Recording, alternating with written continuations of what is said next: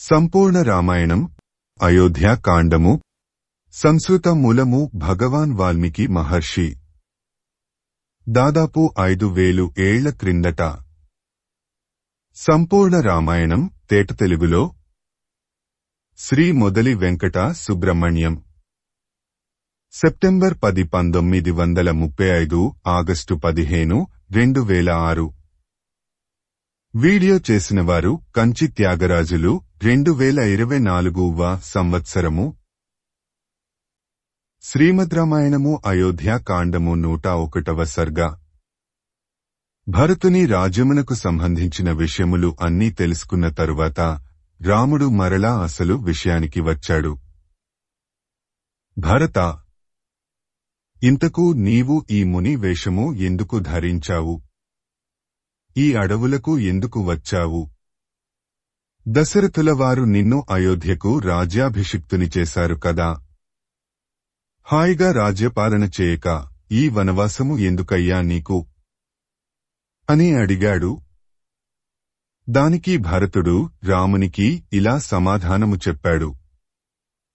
రామా, నీకు ఒక అప్రియమైన విషయము చెప్పాలి. నీవు నాకు రాజ్యమును వదిలి అడవులకు రాగానే ఆ దోహకము తట్టుకోలేక మన తండ్రి దశరథుడు స్వర్గస్థుడయ్యాడు. అప్పుడు నేను కూడా దగ్గర లేను. నా తల్లి ప్రేరణతో ఈ మహాపాపము చేశాడు మన తండ్రి దశరథుడు. కాని నా తల్లికి ఫలితము దక్కలేదు. ఇటు రాజ్యమూ లేదు. సరికదా, అటు వైధవ్యము మాత్రము ప్రాప్తించింది. నీవు ఉండగా నేను రాజ్యాభిషిక్తుడను అవడం సాధ్యం కాదు. నీవు మాట ఇచ్చిన తండ్రి ఇప్పుడు లేడు. ఆ మాటకు ఇప్పుడు విలువ లేదు. కాబట్టి నీవు వనవాసము విడిచి అయోధ్యకు వచ్చి రాజ్యపాలన చేయుము. అదే నేను కోరేది. మన తల్లులు ముగ్గురూ ఇదే మాట మీద ఉన్నారు. నిన్ను మరలా అయోధ్య తీసుకుపోవడానికి వారందరూ వచ్చారు. రామా, మన వంశాచారము నీకు తెలుసు. మన వంశములో పెద్దవాడికే రాజ్యాభిషేకము జరుగుతుంది. ఇది అనువంశికంగా వస్తున్న ఆచారము. కాబట్టి నీవు రాజ్యాభిషిక్తుడివి కావడం ధర్మమే కాని అధర్మము కాదు. నీ రాక కొరకు అయోధ్య ఎదురుచూస్తూ ఉంది. నేను, శత్రుఘ్నుడు, మన మంత్రులు అందరూ శిరస్సు వంచి నీకు నమస్కారము చేస్తున్నాము. మా మాట మన్నించు. వంశాచారమును మన్నించు. పెద్దల ఆచారములను గౌరవించు అని చెప్పి చేతులు కట్టుకొని నిలబడ్డాడు భరతుడు. రాముడు భరతుని కౌగలించుకొని అనునయించాడు. ఓ భరతా, కులీనుడు, సత్వసంపన్నుడు, తేజస్వి, దృఢనిశ్చయము కలవాడు ఎవరైనా తుచ్చమైన రాజ్యము కోసరం మాట తప్పుతాడా? నేను అంతే. భరతా, నీవు చిన్నవాడవు. నీవు అనవసరంగా నీ తల్లిని దూషిస్తున్నావు. తప్పు. నీమీద ఉన్న ప్రేమతో అలా చేసింది కాని వేరుకాదు. పెద్దలకు భార్యను, పుత్రులను శాసించే అధికారము ఉంది. ఆ అధికారంతోనే దశరథుడు నాకు నార చీరలు కట్టబెట్టి అరణ్యానికి పంపాడు. నేను ఆయన ఆదేశము పాటించాలి. నేను నా తండ్రియందు ఎలాంటి గౌరవము చూపిస్తున్నానో నీవు నీ తల్లి పట్ల అంత గౌరవము చూపించు. నీ తల్లి తన స్వార్థం కోసరం ఇదంతా చేయలేదు.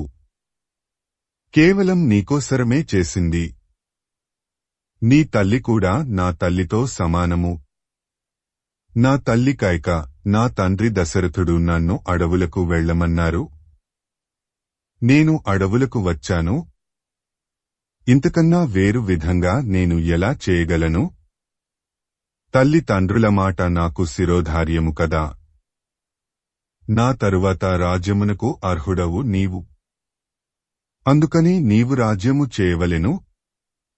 నేను అరణ్యములలో ఉండవలెను. నా తండ్రి దశరథుడు 10 మంది ఎదుట ఈ విధంగా భాగపంపకములు చేశాడు. నీకు రాజ్యము ఇచ్చాడు.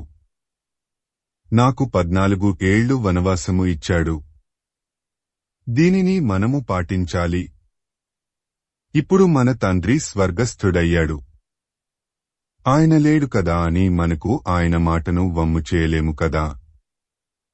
కాబట్టి నేను రాజ్యాభిషిక్తుని కాలేను అని అన్నాడు రాముడు. శ్రీమద్ రామాయణము అయోధ్యాకాండము 101వ సర్గ సంపూర్ణము. ఓం తత్సత్ ఓం తత్సత్ ఓం తత్సత్. శ్రీమద్ రామాయణము అయోధ్యాకాండము 102వ సర్గ. రాముని మాటలు శ్రద్ధగా విన్నాడు భరతుడు. తిరిగి రామునితో ఇలా అన్నాడు. రామా, నేను ధర్మహీనుడను. నాకు రాజధర్మము గురించి ఏమి తెలుసు? నాకు తెలిసిందల్లా ఒకటే. అది మన కులధర్మము, మన వంశాచారము. ఇక్ష్వాకు వంశములో ఇంతవరకు పెద్దవాడే రాజ్యభారము వహించాడు. పెద్దవాడు ఉండగా చిన్నవాడు రాజు కాలేదు, కాకూడదు. ఇప్పుడు నీవు మన వంశములో పెద్దవాడవు. నేను నీకన్నా చిన్నవాడను. కాబట్టి నీవు రాజ్యాభిషిక్తుడవు కమ్ము. అదే నా కోరిక. రామా, మామూలు ప్రజల దృష్టిలో రాజు కూడా ఒక సాధారణ మానవుడే. కాని రాజు అంటే సాక్షాత్తు విష్ణుస్వరూపుడు. రాజుకాదగ్గ లక్షణాలే నీకే ఉన్నాయి. నాలో ఎంత మాత్రమూ లేవు. కాబట్టి అయోధ్యకు రాజుకాదగ్గ వాడవు నీవే. ఇంకా అసలు విషయానికి వద్దాము. నేను కేకే దేశములో ఉండగా, నీవు అరణ్యములకు వెళ్లగా మన తండ్రిగారు దశరథ మహారాజుగారు స్వర్గస్థులయ్యారు. నేను శత్రుఘ్నుడు కలిసి తండ్రిగారికి అంత్యక్రియలు చేశాము. ఇప్పుడు నీవు తండ్రిగారికి జలతర్పణములు విడువవలెను. తండ్రిగారికి జ్యేష్ఠుడవు, ప్రియపుత్రుడవు నీవు. కాబట్టి నీవు విడిచే జలతర్పణములు మన తండ్రిగారికి అత్యంత ప్రియమైనవి. ఎందుకంటే నేను విన్నదాని ప్రకారము దశరథుడు తన అవసాన కాలములో నిన్నే తలచుకుంటూ నీమీద దిగులు చేత మరణించాడు.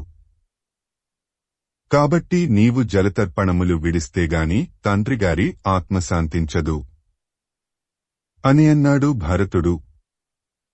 శ్రీమద్ రామాయణము అయోధ్యాకాండము 102వ సర్గ సంపూర్ణము. ఓం తత్సత్ ఓం తత్సత్ ఓం తత్సత్. శ్రీమద్ రామాయణము అయోధ్యాకాండము 103వ సర్గ. భరతుడు చెప్పిన తండ్రి మరణ వార్తను వినగానే రాముడు కిందపడి మూర్ఛపోయాడు.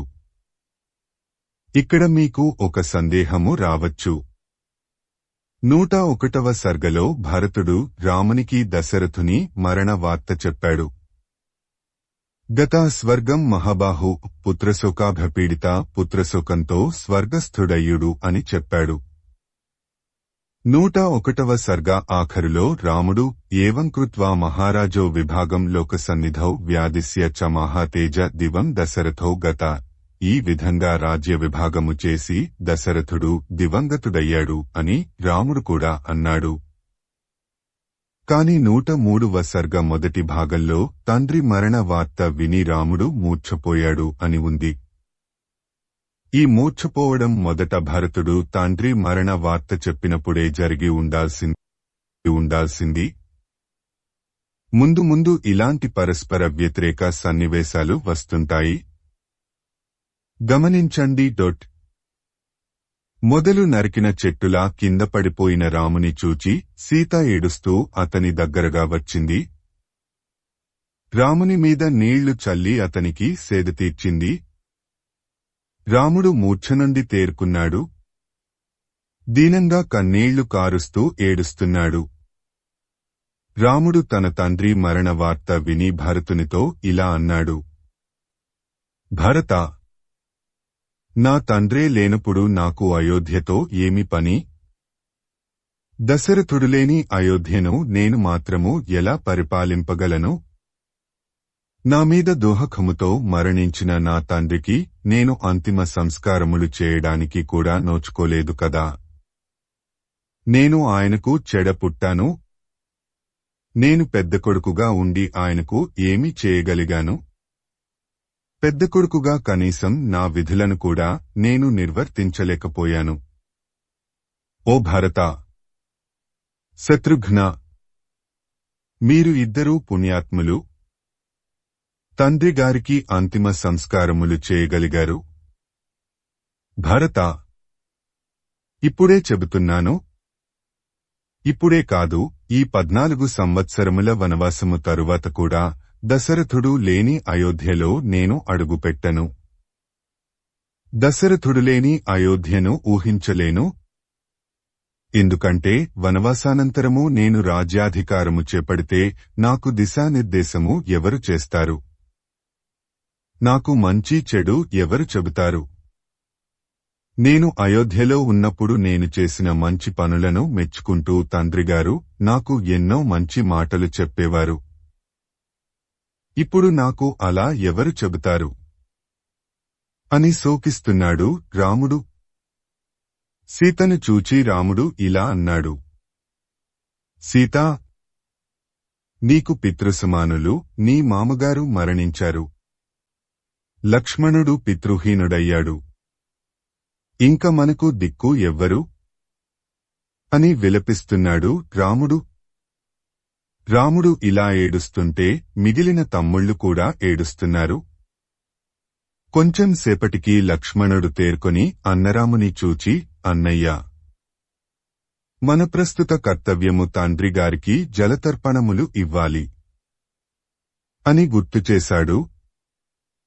పితృసమానుడైన మామగారు పరమపదించారు అన్నవార్త విన్న సీత దుహకంతో కుమిలిపోయింది. కళ్లనిండా నీళ్లు కమ్ముకున్నాయి. ఏడుస్తున్న సీతను చూచాడు రాముడు. ఆమెను ఓదార్చాడు. లక్ష్మణుని చూచి ఇలా అన్నాడు. లక్ష్మణ, మనము తండ్రిగారికి పిండ ప్రదానము చేయవలెను. నీవు పోయి పిండి బదరి ఫలములు సిద్ధ చేయి అని అన్నాడు. ముందు సీత నడుస్తుంటే వెనక లక్ష్మణుడు నడుస్తుంటే రాముడు వారి వెనక మందాకిని నదీ తీరానికి వెళ్లాడు. వారి వెంట సుమంత్రుడు వెళ్లాడు. అందరూ మందాకిని నదీ తీరానికి చేరుకున్నారు. సుమంత్రుడు తాను ముందుగా నదిలోకి దిగి తరువాత రామలక్ష్మణులను సీతను వారి చేతులు పట్టుకొని నదిలోకి దింపాడు. అందరూ స్నానములు చేశారు. రాముడు దోసిలి నిండా నీళ్లు తీసుకుని దక్షిణము వైపు తిరిగి, ఓ తండ్రి, నీకు జలమును విడుస్తున్నాము. పితృలోకములో ఉన్న నీకు ఈ జలము అక్షయంగా అపతిష్టమగునుగాక అని ఆ జలమును నదిలో విడిచిపెట్టాడు. తరువాత రామలక్ష్మణులు మందాకిని నది ఒడ్డున దశరథునకు పిండితో పిండ ప్రదానము చేశారు. నేలమీద దర్భలు పరిచారు. ఆ దర్భలమీద బదరి ఫలములతో కూడిన పిండిని పిండములుగా చేసి పెట్టారు. ఓ తండ్రి, మేమే ప్రతిదినమూ తినే ఆహారమునే నీకు పిండములుగా సమర్పించుకుంటున్నాము. స్వీకరించు. ఈ లోకంలో పురుషులు దేనిని తింటారో దానినే పితృలోకంలో ఉన్న పితృదేవతలు కూడా తింటారు కదా అని పలికాడు రాముడు. పిండ ప్రదాన కార్యక్రమము ముగిసిన తరువాత అందరూ పర్ణశాలకు చేరుకున్నారు. తరువాత కూడా అన్నదమ్ములు తండ్రి మరణానికి బాధపడుతూనే ఉన్నారు. అన్నదమ్ములు చేస్తున్న రోదన ధ్వనులు దూరంగా ఉన్న సైనికులకు వినబడ్డాయి. భరతుడు రాముని చేరుకున్నాడు. అందరూ దశరథుని మరణానికి దుఃఖిస్తున్నారు అని వారు తెలుసుకున్నారు. వారంతా ఎప్పుడెప్పుడు రాముని చూద్దామా అని ఆతురతగా ఉన్నారు. అందరూ రాముని పర్ణశాల వైపుకు ప్రయాణం అయ్యారు. అందరూ రాముని పర్ణశాలకు చేరుకున్నారు. పర్ణశాల ముందు నేలమీద కూర్చొని ఉన్న రాముని చూచారు. రామునికి ఆ గతి పట్టించిన కైకను మంథరను నోటికొచ్చినట్టు తిడుతూ ఏడుస్తున్నారు. ఆ పరిస్థితిలో ఉన్న రాముని చూచి వారికి కన్నీళ్లు ఆగలేదు. రాముడు అందరినీ చూచాడు. పురుషులను, స్త్రీలను తన కన్న తల్లి తండ్రులవలె కౌగలించుకుని వారి ఓదార్పు వచనములను విన్నాడు. కొంతమంది రామునికి నమస్కరించారు.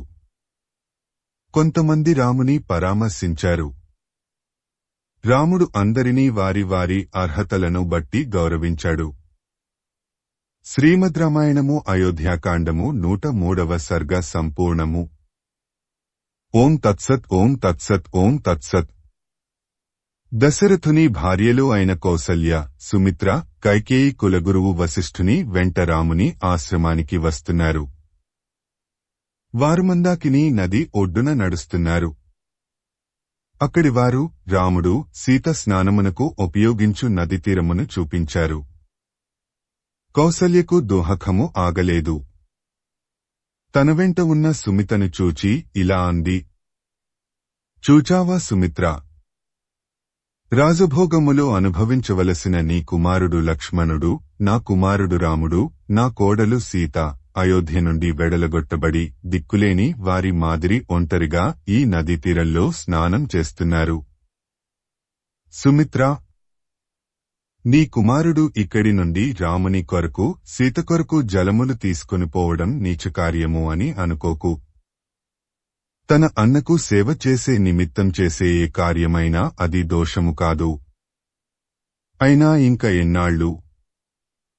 భరతుడు ఇప్పటికే రాముని అయోధ్యకు వచ్చి తన రాజ్యము స్వీకరించమని ప్రార్థిస్తూ ఉంటాడు. రామలక్ష్మణుల కష్టాలు గట్టెక్కుతాయి. లక్ష్మణునికి అన్నగారి దాస్యము తప్పుతుంది అని అన్నది కౌసల్య. ఇంతలో వారు రాముడు తన తండ్రికి పిండ ప్రదానము చేసిన చోటికి చేరుకున్నారు. దక్షిణ ముఖంగా పరిచిన దర్భలు, వాటిమీద పెట్టబడిన పిండితో చేసిన పిండములు చూచారు. చూడండి, రాముడు ఇక్కడే తన తండ్రికి పిండ ప్రదానం చేశాడు. ఆ పిండములు ఇంకా ఇక్కడే ఉన్నాయి. ప్రతిరోజూ పంచభక్ష్య పరమాన్నములతో భోజనము చేసే దశరథుడు ఈ పిండితో చేసిన పిండములను ఎలా ఆరగించగలడో ఏమో. అయోధ్యాపతి అయిన రాముడు తన తండ్రికి పిండితో పిండ ప్రదానము చేయడం చాలా బాధాకరంగా ఉంది. ఈ లోకంలో పురుషులు ఏమి తింటారో దానిని పితృదేవతలకు సమర్పిస్తారట. అంటే రాముడు ఈ పిండి తిని బతుకుతున్నాడా? రాజాధిరాజైన రామునికి ఎంత దుర్గతి పట్టింది! ఇది చూచి కూడా నా హృదయం ముక్కలు కాలేదంటే నా హృదయం రాయి కంటే కఠినమై ఉండాలి అని శోకించింది కౌసల్య. మిగిలిన భార్యలు ఆమెను ఓదార్చారు. ఈ ప్రకారంగా రాముని గురించి తలుచుకుంటూ దోహకపడుతూ అందరూ రాముని పణశాలకు చేరుకున్నారు. పణశాల వద్ద నేలమీద కూర్చుని ఉన్న రాముని చూడగానే దశరథుని భార్యలకు దుహకము ఆగలేదు. భోరున ఏడ్చారు. వారిని రాముడు వారి వద్దకు వెళ్లాడు. తన తల్లులందరికీ పాదనమస్కారము చేశాడు.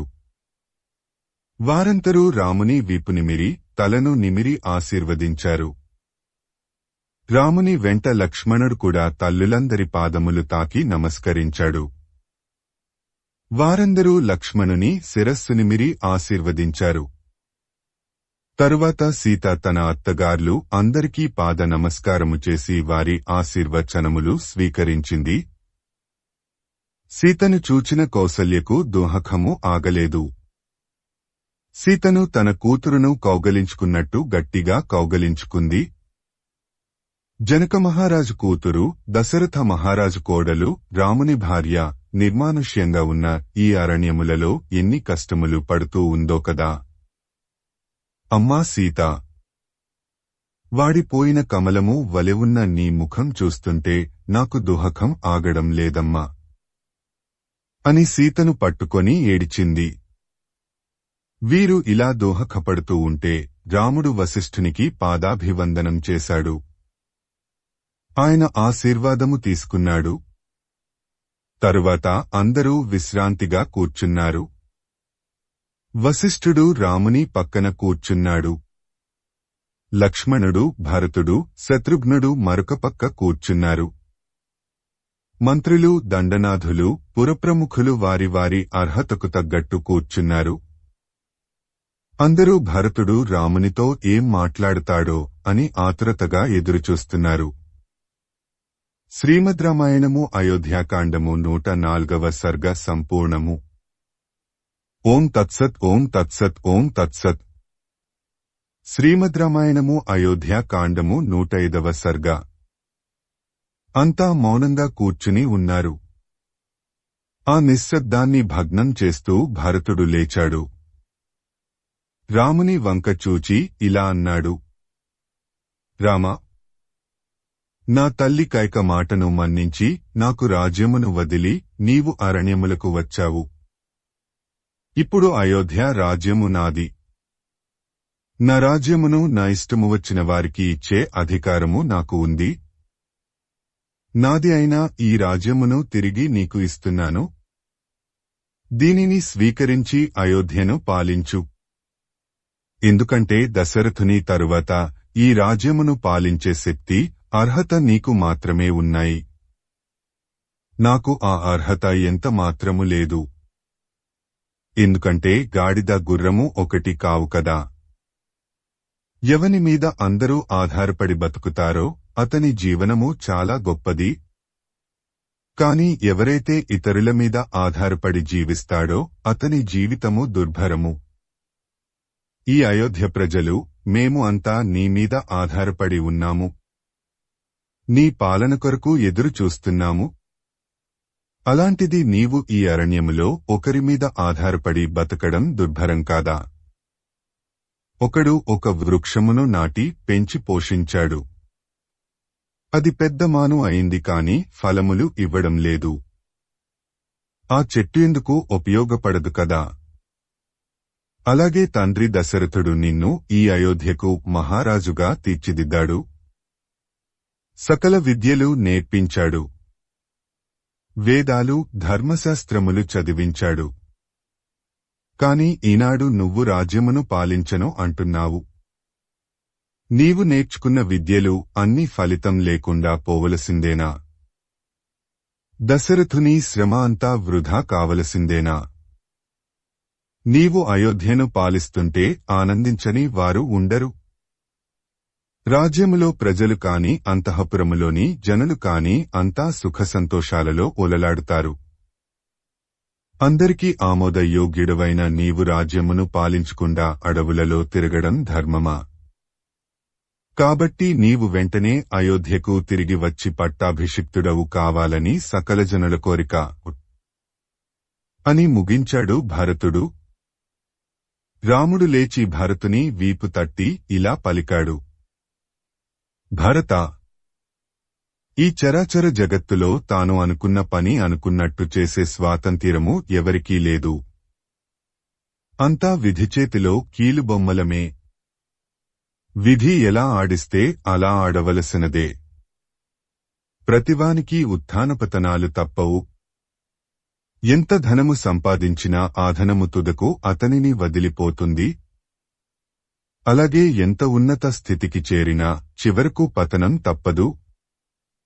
సత్యం రామలింగరాజు, సన్ టీవీ అధినేతలు గాలి జనార్దనరెడ్డిలాగా పుట్టినవాడు గిట్టడం ఎలాగో పుట్టుకతో వచ్చిన మానవ సంబంధాలు చావుతో సమసిపోతాయి. ఏవీ శాశ్వతము కాదు. పండిన పండు రాలడం ఎంత నిజమో పుట్టిన మనిషి చావడం అంతే నిజం. కాని అంతా శాశ్వతం అనుకోవడం అవివేకము.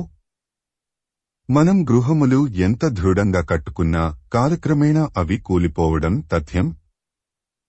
అలాగే ఈ శరీరాన్ని ఎంత ప్రేమగా పెంచి పోషించినా తుదకు అది భూగర్భంలో కలిసిపోవలసిందే. నిన్నటి దినం మరలా రాదు. సముద్రంలో కలిసిన నదీజలములు తిరిగి వెనక్కురావు కదా.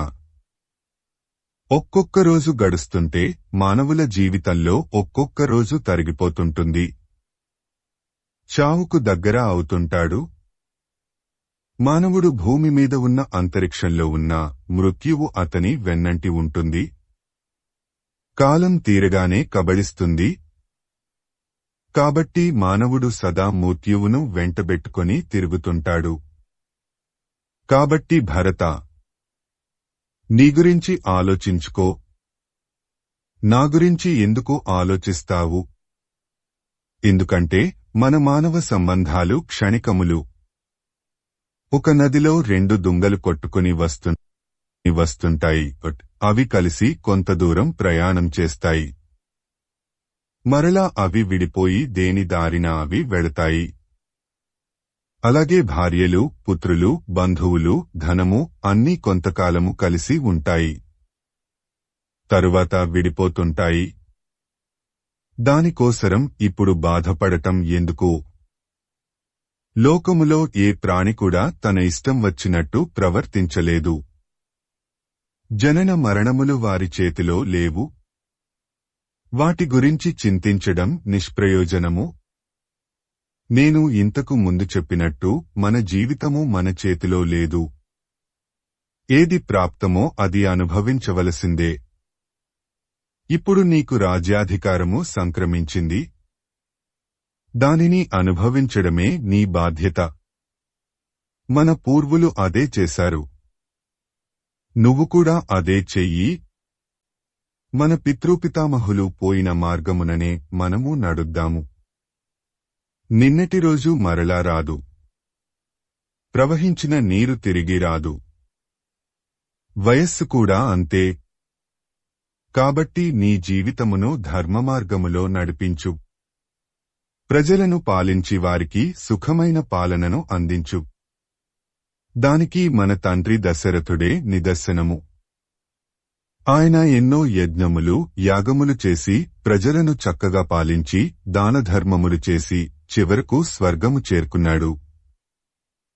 మనము మన తండ్రిగారి గురించి చింతించవలసిన అవసరము లేదు. ఆయన పరిపూర్ణ జీవితము అనుభవించి స్వర్గము చేరుకున్నాడు. ఆయనను గురించి దుఃఖించడం మాను. కర్తవ్యమును విస్మరించకు. అయోధ్యను పాలించమని దశరథుడు నిన్ను ఆదేశించాడు. ఆయన ఆదేశములను పాటించు. అయోధ్యను పాలించు. ఎందుకుంటే తండ్రిగారు నన్ను వనములకు వెళ్లమని ఆదేశించారు. ఆయన ఆదేశానుసారము నేను అడవులకు వచ్చాను కదా. అలాగే నీవు కూడా తండ్రిగారి ఆదేశమును పాటించి రాజ్యమును పాలించు. అదే నీ కర్తవ్యము.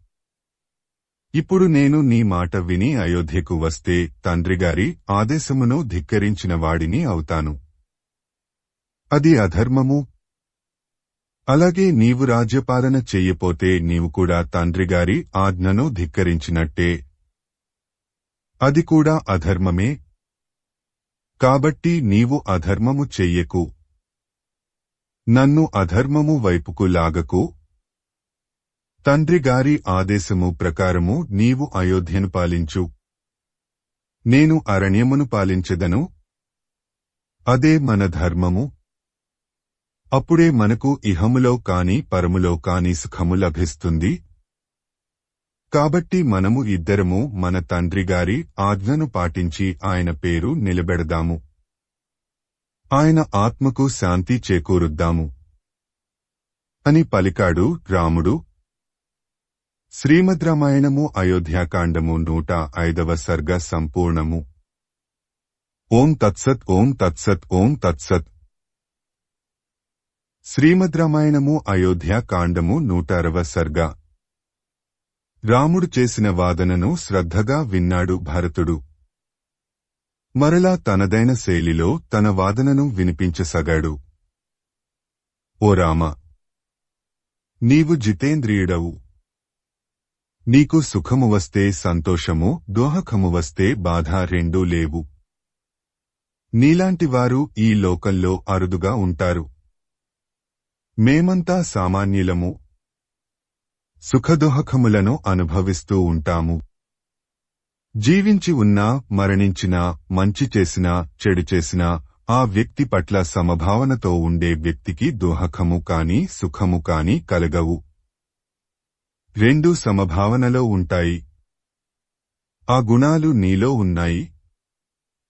కాని నీవు బాధపడుతున్నావు.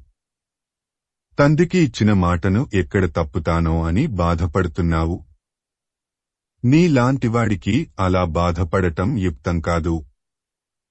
నీవు రాజ్యం చేసినా అరణ్యంలో ఉన్న ఒకటే కదా. అందుకని అయోధ్యకు వచ్చి రాజ్యం చేయి. తప్పేముంది? నీవు అన్నిటికీ అతీతుడవు కదా. నీవు రాజ్యం తీసుకుంటే నేను బాధపడను. ఎందుకంటే నేను దేశాంతరములో ఉన్నప్పుడు నా తల్లి చేసిన అనాలోచిత కార్యము వలన ఇదంతా సంభవించింది.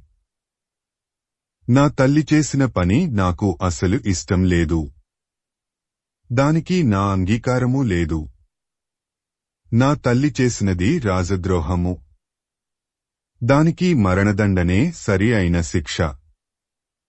కాని ఇక్కడ నిందితురాలు నా తల్లి కాబట్టి నేను ఆ దండన అమలు చేయలేకపోతున్నాను. నేను పవిత్రమైన ఇక్ష్వాకు వంశములో పుట్టాను.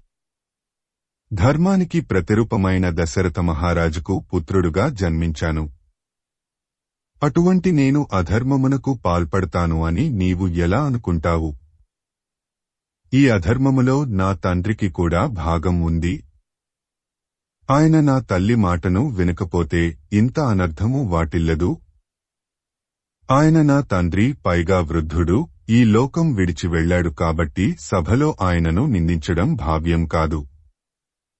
ఎందుకంటే ధర్మము తెలిసినవాడు ఎవరైనా ఒక స్త్రీకి ప్రియం చేకూర్చడానికి మరొకరికి అప్రియం చేస్తాడా? కాని నా తండ్రి ధర్మం తప్పి తన భార్యకు వరములు ఇచ్చే మిషమీద నీకు అపకారము చేశాడు. రామ, వినాశకాలే విపరీత బుద్ధి అని వినాశకాలము దాపురించబట్టి దశరథునికి ఇటువంటి విపరీత బుద్ధి పుట్టింది.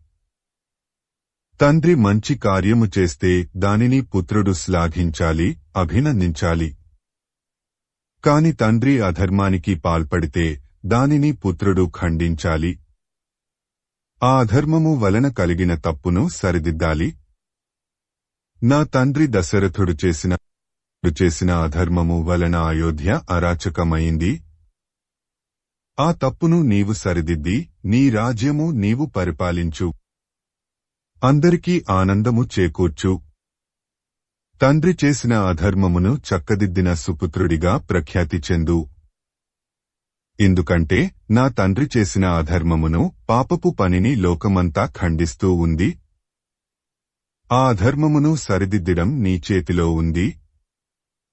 నా తల్లి కైక కూడా దీనికి తన అంగీకారము తెలిపింది.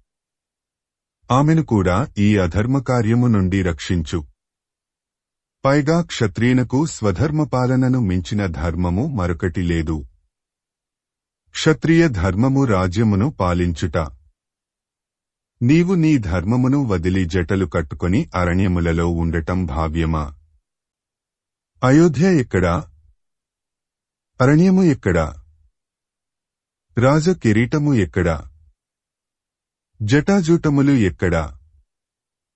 రెండింటికీ దోమకు ఏనుగుకు ఉన్నంత తేడా ఉంది కదా. నీకు తెలియనిది ఏమున్నది? పైగా రాజ్యపాలన క్షత్రియ ధర్మము. అది తక్షణ ఫలములను ఇస్తుంది. వనవాస వృత్తి కాలాంతరమున మోక్షరూపంలో ఫలిస్తుంది. క్షత్రియుడైన వాడు రజోగుణ ప్రధానుడు కాని తమోగుణ ప్రధానుడు కాదు కదా. కాబట్టి రామ, ఈ తాపస ధర్మము నీకు తగనది కాదు. నీకు క్షత్రియ ధర్మమే ఉచితము. రామ, బ్రహ్మచర్య, గృహస్థ, వానప్రస్థ, సన్యాస ఆశ్రమములు ఒకదాని తరువాత ఒకటి ఆచరించాలి. అందులోనూ గృహస్థాశ్రమము శ్రేష్టమైనది అని పెద్దలు చెబుతారు కదా. మరి నీవు ఆ పెద్దల మాటలను పెడచెవిని పెట్టి గృహస్థాశ్రమమును విడిచిపెట్టడం ధర్మమా? రామ, మరొక మాట. నేను నీ కన్నా చిన్నవాడను. నా కన్నా పెద్దవాడు బతికి ఉండగా చిన్నవాడు రాజ్యపాలన చెయ్యడం ధర్మం కాదు కదా. పైగా నాకు నీ తోడిదే జీవితము. నీవు లేనిది నేను లేను. అటువంటిది నీవు లేకుండా నేను రాజ్యపాలన చెయ్యడం అసంభవము. రామ, ఈ రాజ్యము పిత్రార్జితము. అది కుటుంబములో జ్యేష్ఠునికే చెందుతుంది కాని కనిష్ఠునికి కాదు. కాబట్టి జ్యేష్ఠుడి వైన నీవు రాజ్యపాలన చెయ్యడం ఉత్తమోత్తమము. నువ్వు ఉండగా నీకన్నా చిన్నవాడినైన నేను రాజ్యమును పాలించడం అధమాధమము.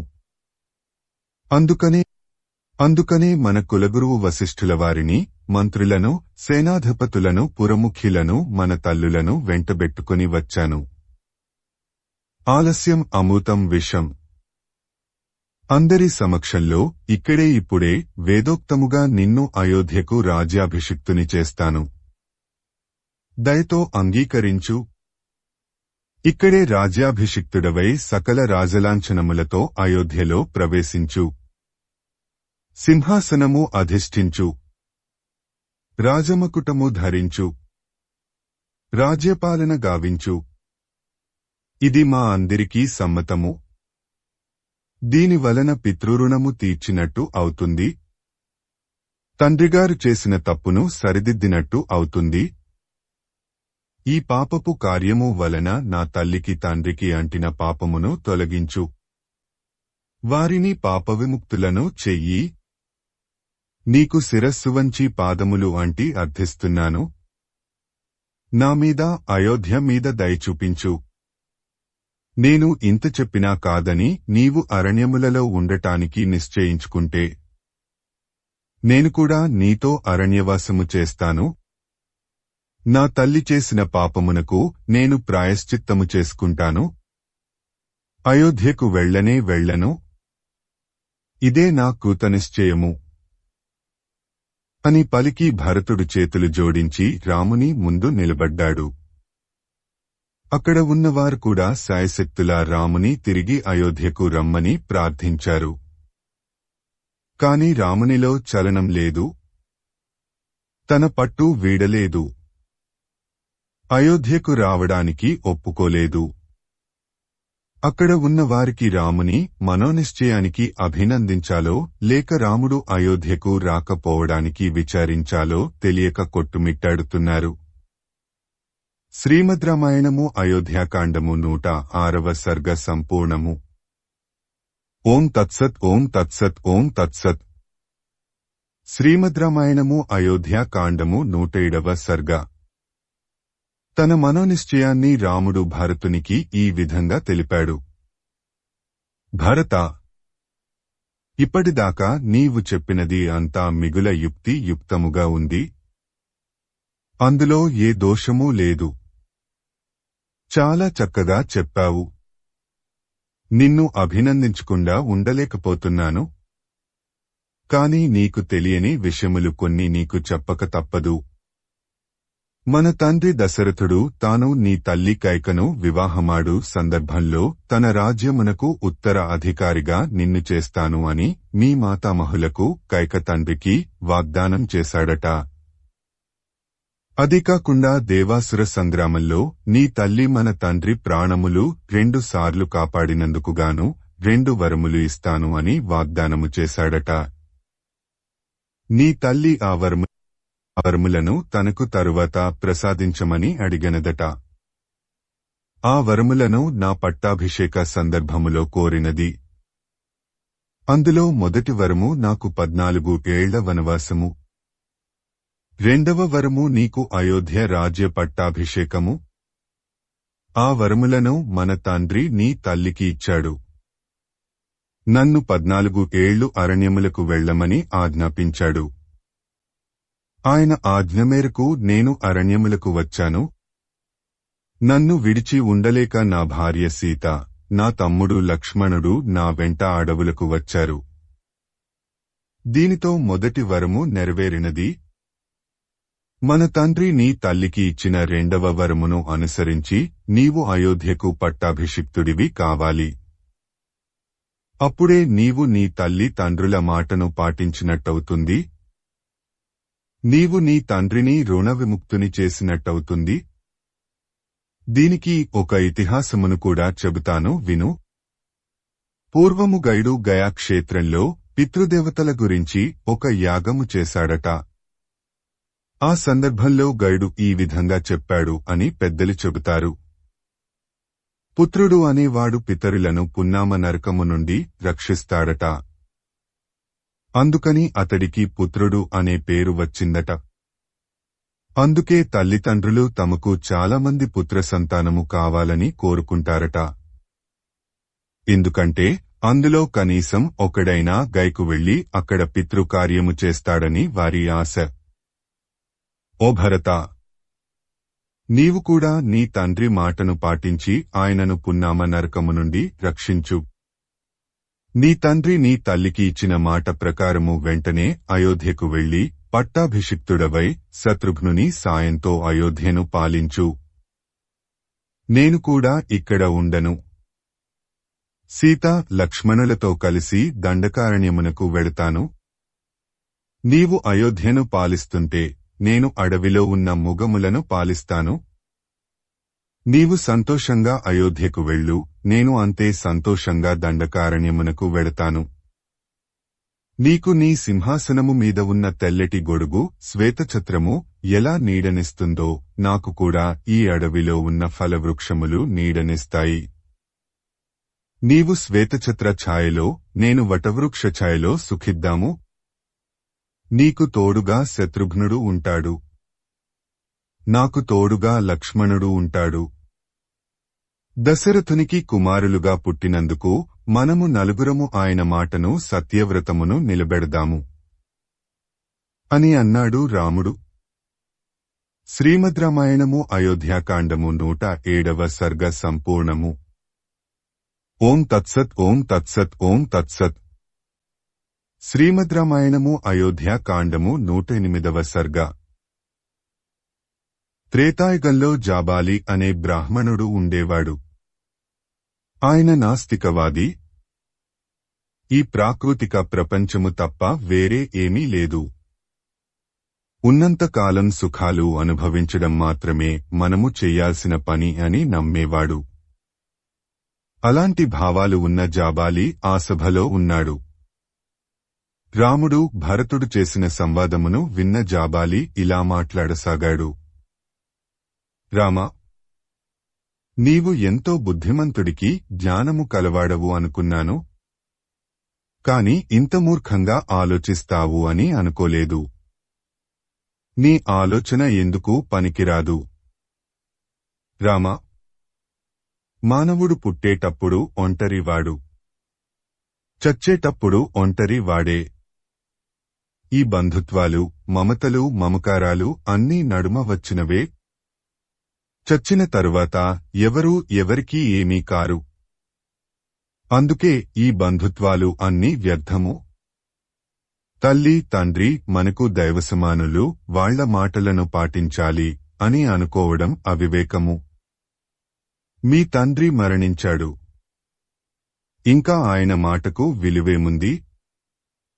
దూర ప్రయాణాలు చేసేవాళ్లు రాత్రిళ్లు సత్రములలో బస చేస్తారు. ఆ రాత్రికి కొంతమందితో పరిచయం ఏర్పడుతుంది.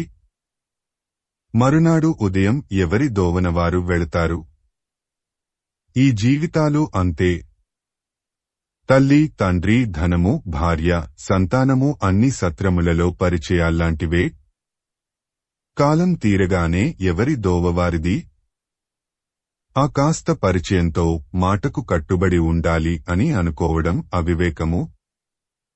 విద్యులైనవారు ఈ బంధుత్వాలకు విలువ ఇవ్వరు.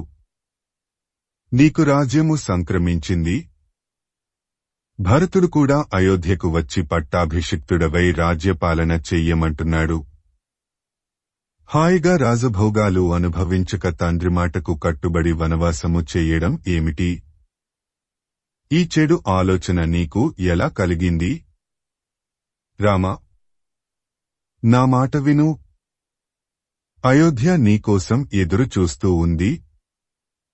వెంటనే అయోధ్యకు వెళ్లి పట్టాభిషిక్తుడిపై స్వర్గలోకముతో సమానమైన రాజభోగాలు అనుభవించు.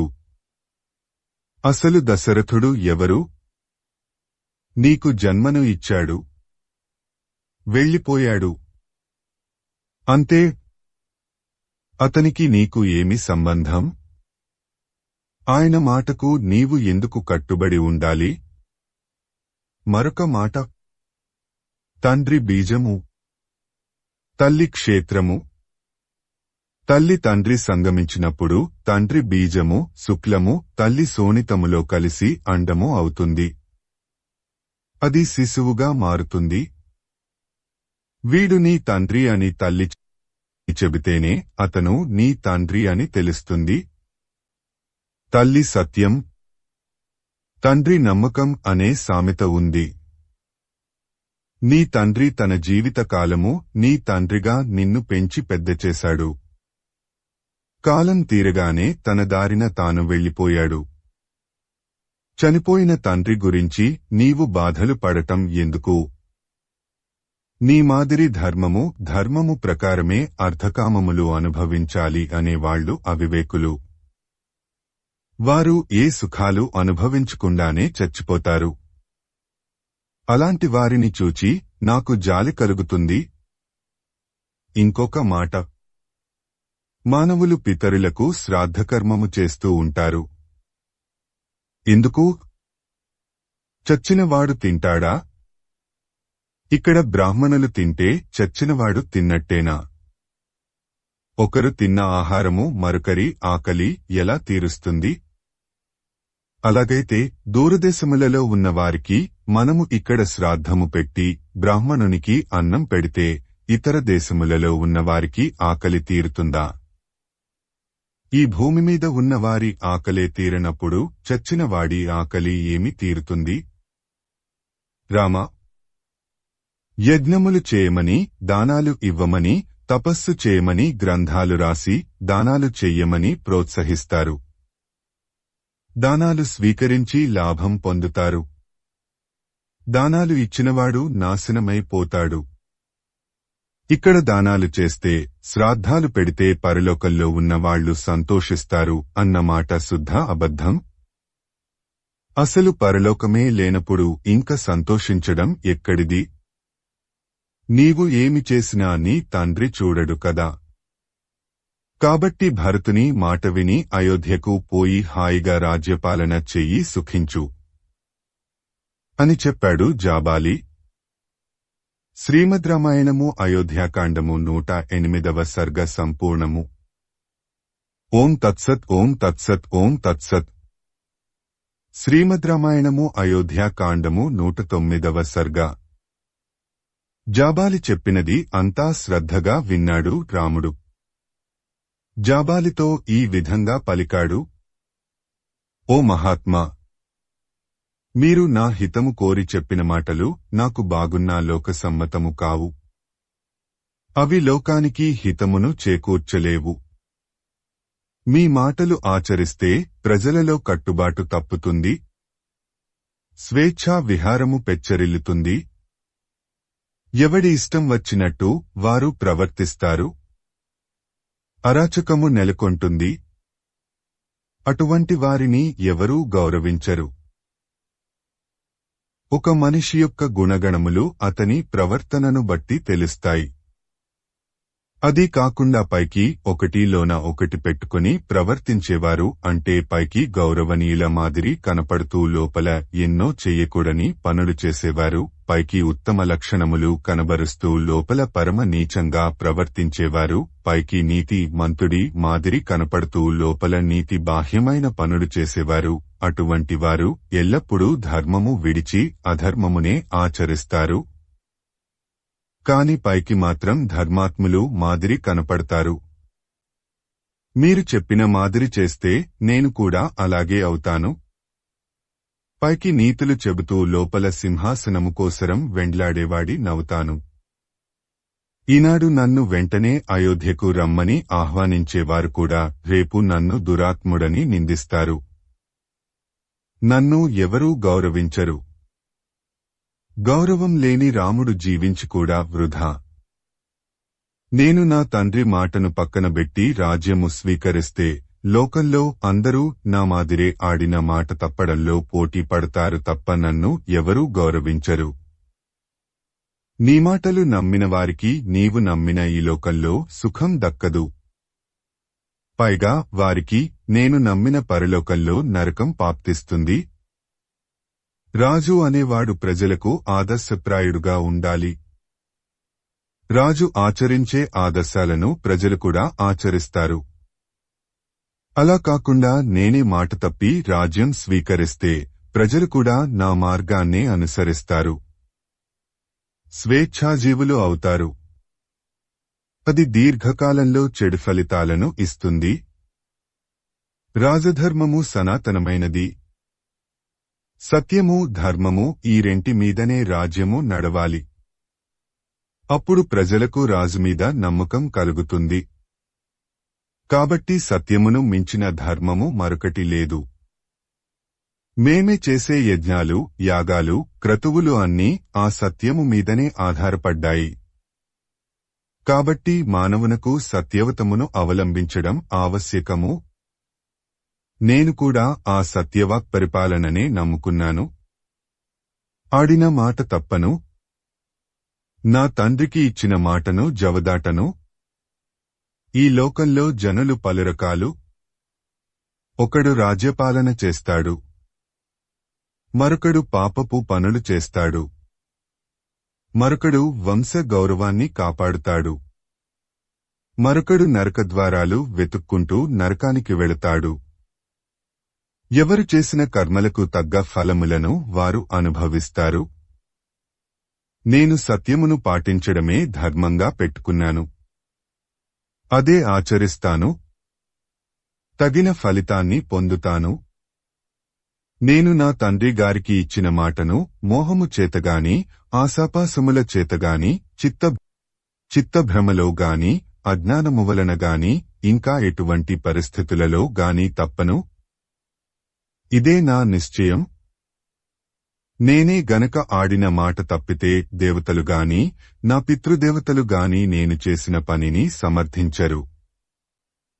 నేను ఆడిన మాట కోసరము నా క్షత్రియ ధర్మమును కూడా త్యజించుటకు వెనుకాడను.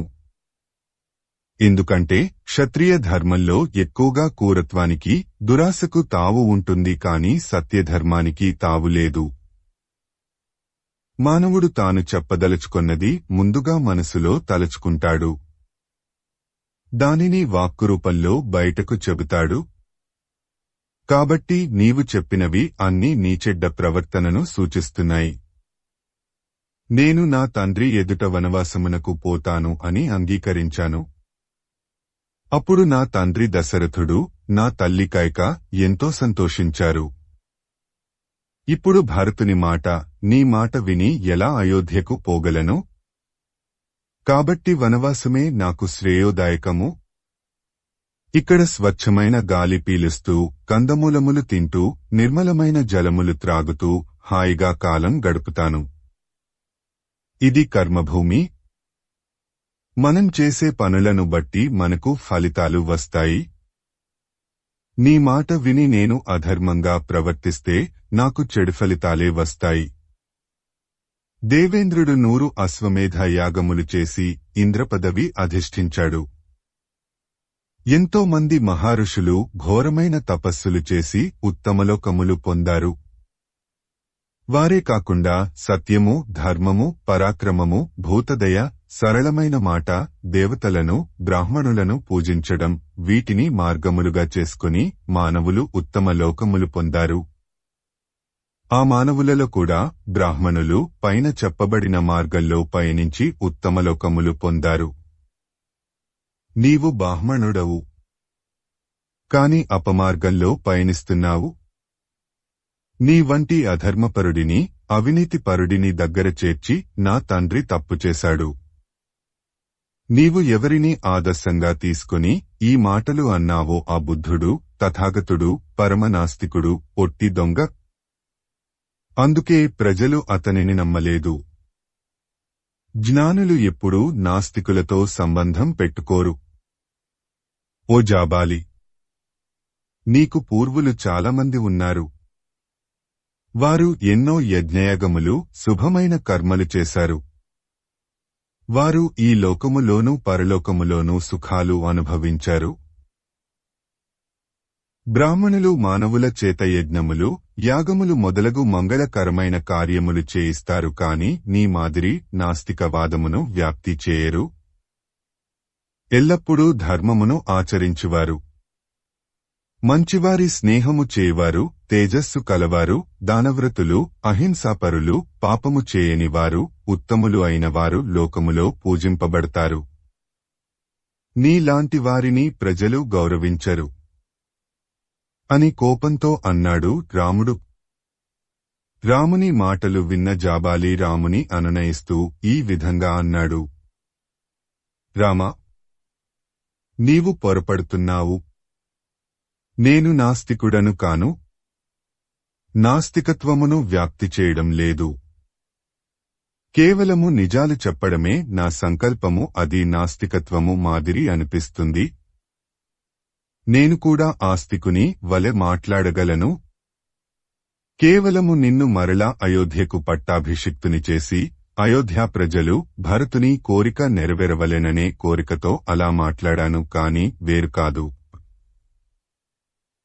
అని రాముని అనునయించాడు జాబాలి. అంతటితో ఆ వివాదము ముగిసిపోయింది. శ్రీమద్ రామాయణము అయోధ్యాకాండము 109వ సర్గ సంపూర్ణము. ఓం తత్సత్. ఓం తత్సత్. ఓం తత్సత్. ఈ సర్గలో మీకు ఒక శ్లోకము కనిపిస్తుంది. అందులో బుద్ధుడు తథాగతుని ప్రస్తావన వచ్చింది. రాముడు బుద్ధుని చోరుడు అని కూడా అంటాడు. యథా హి చోర స తథా హి బుద్ధస్తథాగతం నాస్తికమత్ర విద్ధి. ఇది ఎలా సంభవము? రాముడు త్రేతాయుగము కాలము నాటివాడు. బుద్ధుడు క్రీ. పూర్ 563వ సంవత్సరములో జన్మించాడు. 80 సంవత్సరాలు జీవించాడు. పూర్ 483 సంవత్సరములో మరణించాడు. ఆయన బౌద్ధమతమును వ్యాప్తి చేశాడు. బౌద్ధము భారతదేశంలో వ్యాప్తి చెందకపోయినా ప్రపంచ దేశాలలో అవలంబింపబడుతూ ఉంది. రామాయణ ప్రాశస్త్యమునకు ముగ్ధులై బౌద్ధులు రామాయణమును తమకు అనుకూలంగా మార్చి రాసుకున్నారు అని అంటారు. కాబట్టి బుద్ధుని కాలం నాటికే రామాయణము ఉంది అని తెలుస్తూ ఉంది. ఆ కారణం చేత రాముడు బుద్ధుని గూర్చి చెప్పడం, దూషించడం అసంగతం అని అర్థం అవుతూ ఉంది. అందువలన ఈ శ్లోకములు ప్రక్షిప్తములు అనగా తరువాత చేర్చబడినవి అని నిర్ధారణ అయింది. ఈ విషయమును శ్రీమద్ రామాయణమునకు వ్యాఖ్య రాసిన బ్రహ్మశ్రీ ఆచార్య పుల్లెల శ్రీరామచంద్రుడు గారు కూడా ధృవీకరించారు. వారి అభిప్రాయము ప్రకారము ఈ శ్లోకములు ఛందస్సు మార్చి రాయబడ్డాయి. అప్పటిదాకా అనుష్టుప్ ఛందస్సులో నడిచిన రామాయణ కథ ఈ సర్గలో ఆఖరి 10 శ్లోకములు అపజాతి వృత్తంలో రాయబడ్డాయి. కాబట్టి ఈ 10 శ్లోకములను పక్షిప్తములు అనడంలో సందేహము లేదు అని అభిప్రాయపడ్డారు. రాముడు బుద్ధుని గురించి చెప్పడంలోనే ఈ విషయం తేటతెల్లము అవుతోంది. బుద్ధుని మీద బౌద్ధము మీద ద్వేషము ఉన్న అజ్ఞాత రచయిత ఎవరో ఔచిత్యమును మరిచి ఈ శ్లోకములను రామాయణములో చేర్చి ఉండవచ్చు అని అనుకొనవలసి వస్తోంది.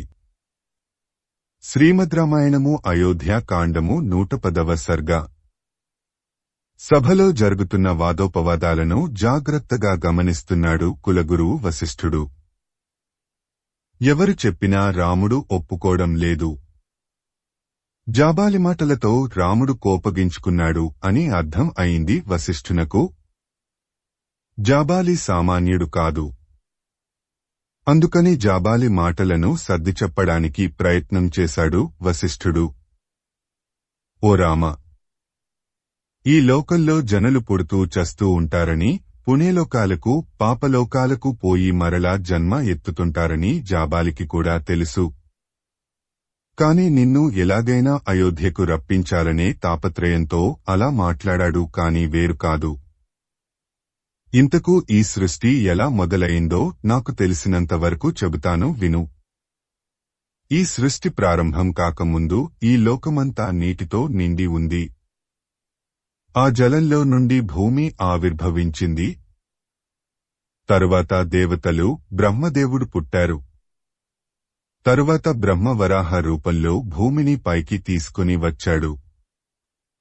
విష్ణుదేవుడు వరాహావతారంలో భూమిని పైకి తీసుకుని వచ్చాడు అని నానుడి కాని బ్రహ్మదేవుడు వరాహావతారము ధరించాడని కొన్ని పురాణాలలో ఉంది అని పండితులభిప్రాయము.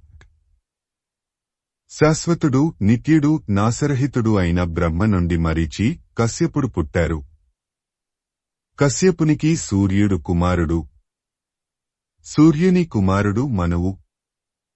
మనువు కుమారుడు ఇక్ష్వాకువు. ఆ ఇక్ష్వాకువు మొట్టమొదటగా ఈ అయోధ్యను పాలించాడు. అందుకే మీ వంశమును ఇక్ష్వాకు వంశము అని పిలుస్తారు.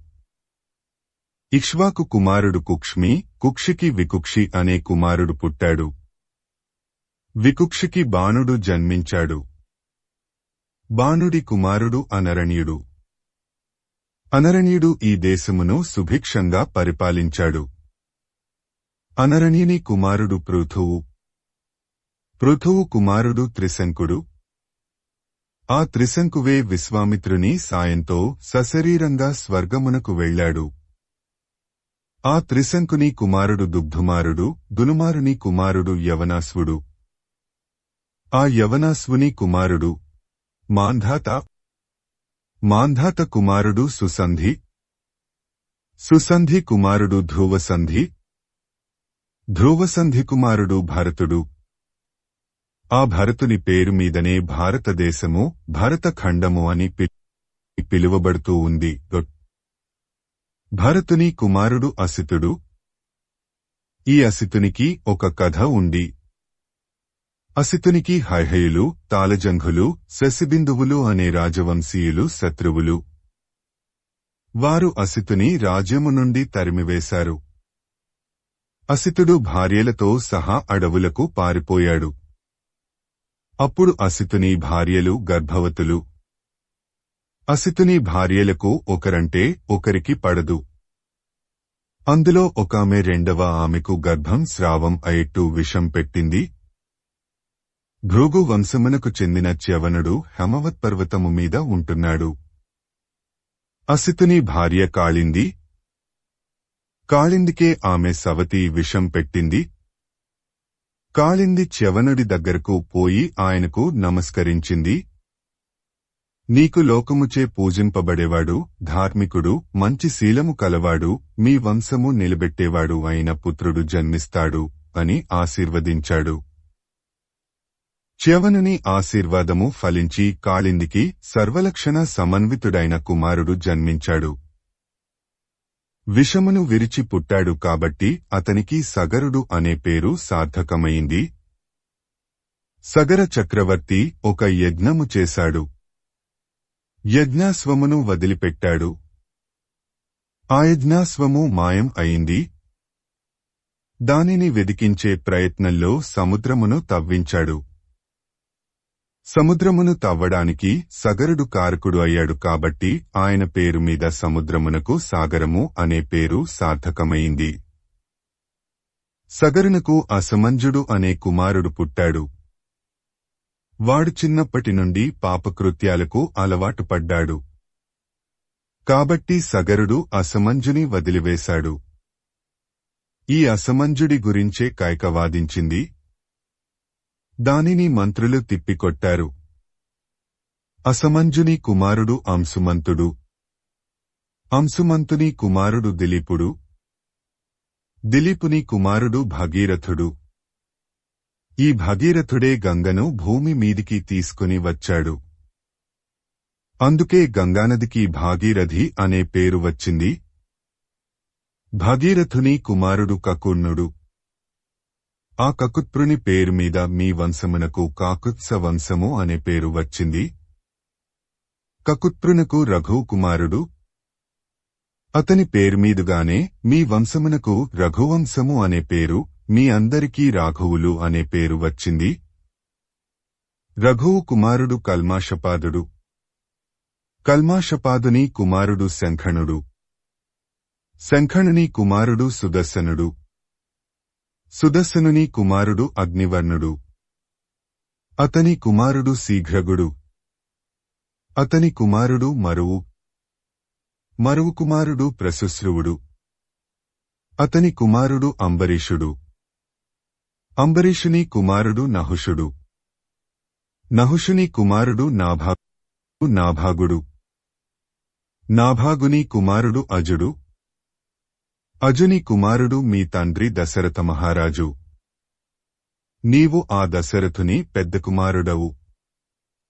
మీ వంశములో అందరూ తమ పెద్ద కుమారులకు రాజ్యాధికారము సంక్రమింపజేశారు. వంశపారంపర్యంగా పెద్దవాడివైన నీకు రాజ్యాధికారము లభించింది. అందుకని నీవు కాదనకుండా అయోధ్యను పాలించు. ఇక్ష్వాకు వంశములో ఇప్పటివరకు జ్యేష్ఠుడే రాజు అయ్యాడు. జ్యేష్ఠుడు ఉండగా చిన్నవాడు రాజు కావడం ధర్మవిరుద్ధము.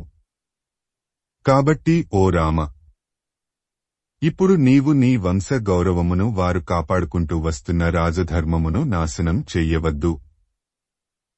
నీ తండ్రి పరిపాలించినట్టు నీవు కూడా అయోధ్యను పాలించు అని అన్నాడు వశిష్ఠుడు. శ్రీమద్ రామాయణము అయోధ్యాకాండము 110వ సర్గ సంపూర్ణము. ఓం తత్సత్ ఓం తత్సత్ ఓం తత్సత్. సంపూర్ణ రామాయణం అయోధ్యాకాండము. సంస్కృత మూలము భగవాన్ వాల్మీకి మహర్షి. దాదాపు 5000 ఏళ్ల క్రిందట. సంపూర్ణ రామాయణం తేట తెలుగులో Shri Modali Venkata Subrahmanyam. September 10, 1935, August 15, 2006. Video చేసినవారు కంచి త్యాగరాజులు. 2024వ సంవత్సరము